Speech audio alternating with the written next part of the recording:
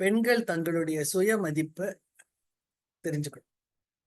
இது ஏன் ரொம்ப முக்கியம்னாக்கா, பல நேரங்கள்ல இந்த டொமெஸ்டிக் வயலன்ஸ்ன்னு சொல்றோம் இல்லையா, அந்த அடி வன்முறையை வாங்கின பெண் ஐ டிசர்வ் திஸ்ன்னு நினைச்சுக்கிறேன். பிகாஸ் அந்த சுய மதிப்பு அவ்வளவு லோவா ஆயிடுது.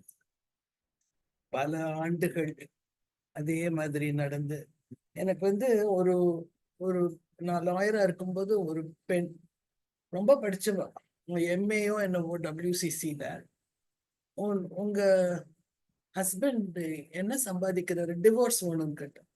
தெரியாது மேம். எப்படி நீங்க படிச்சவங்களாச்சே தெரியாதுன்னு? அவர் சொல்ல மாட்டார், கேட்டா அப்புறம் ப்ராப்ளம் வரும். ஸோ ஒரு ஒரு குடும்பம்ங்கிறது அந்த குடும்பத்துல இருக்கிற அந்த மக்களுக்கு ஒருத்தருக்கு ஒருத்தர் நம்பிக்கை, அன்பு அது இருக்கணும், பயம் இருக்கக்கூடாது. அண்ட் நீங்க நீங்க எவ்வளவு விலை மதிக்க முடியாத ஒரு ஒரு பர்சன், ஒரு பெண்ணுங்கிறத நீங்க புரிஞ்சுக்கணும். அதுக்கு நான் ஒரு ஒரு திரைப்பட பாடல் நான் ஒண்ணு சூஸ் பண்ணியிருக்கேன். அது நீங்கெல்லாம் ரொம்ப யங்கா இருக்கீங்கனால உங்களுக்கு தெரியுமான்னு தெரியல. எம்ஜிஆர் பாட்டு. உன்னை அறிந்தால் நீ உன்னை அறிந்தால் உலகத்தில் போராடலாம், உயர்ந்தாலும் தாழ்ந்தாலும் தலை வணங்காமல் நீ வாழலாம். அவர் வேற ஏதோ கான்டெக்ட்ல பாடினார். பட் அது நம்ம எல்லாருக்கும் அது அது பொருந்தும்.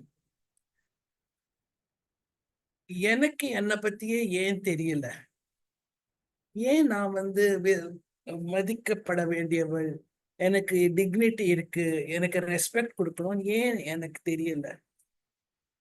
அதுக்கு காரணம் தலைமுறை தலைமுறையா பெண்கள் இன்னொரு வீட்டுக்கு தான் போகணும், அப்போ நீ என்ன பண்ணுவ, அந்த மாதிரியே கேட்டு நம்ம நம்ம வளரணும். அதனால நமக்கே நம்ம ஒருவேளை ரெண்டாம் தர சிட்டிசன் தானோன்னு நமக்கு தோன்றது ஒரு பக்கம்.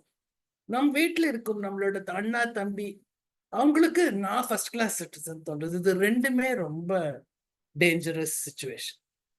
அதுலதான் ப்ராப்ளம் வருது. ரொம்ப டெல்லியில ஒரு சென்சஸ் மாதிரி ஒண்ணு எடுத்தாங்க. இது நான் சொல்றது 1999ல நினைக்கிறேன். அதுல உன்னுடைய மாமனார் மாமியாருக்கு முன்னால் நீ உணவருந்தி விட்டால் உன் கணவர் உன்னை அடிக்கலாமான்னா பாதி பெண்கள் அடிக்கலாம். அப்ப நம்மளை பத்தி என்ன நினைச்சிட்டு இருக்கோம்? நம்மளும் ஒரு ஹியூமன் பீயிங். நம்ம அத்தனை அந்த ஏனத்துல பாத்திரத்துல இருக்கிற அத்தனைத்தையும் காலி பண்ணோம்னாக்க அது தப்பு.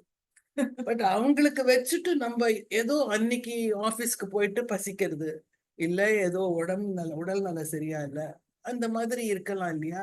ஆனா நம்மள பிறந்ததுல இருந்து அந்த மாதிரி நமக்கு சொல்லியே நம்ம வளர்ந்துருக்கோம். அது ரெண்டு பக்கமும் அது அது ஒரு ஒரு டஃப் சிச்சுவேஷன். இந்த ராமாயணத்துல ஆஞ்சநேயர் கடலை தாண்டும் போது என்னால தாண்ட முடியுமான்னு பயப்படுறேன். அப்ப ஜாம்பவான் சொல்றாரு, உனக்கு சக்தி இருக்குங்க. அது சொன்ன அப்புறம் அவருக்கு தைரியம் வந்து. நமக்கெல்லாம் ஒரு ஜாம்பவானும் வரமாட்டேன். நாமே தான் நம்மளை உசுப்பி எழுத்தி நம்ம நிற்கணும். நம்ம ஹஸ்பண்ட் பண்ணணும், நம்ம ஃபாதர் பண்ணணும், நம்ம பிரதர் பண்ணணும்ல இன்னொருத்தர்கிட்ட சார்ந்தே இருக்கக்கூடாது. நம்மளை தூக்கி விட்டுக்க முடியும். அந்த சக்தி நமக்கு இருக்கு.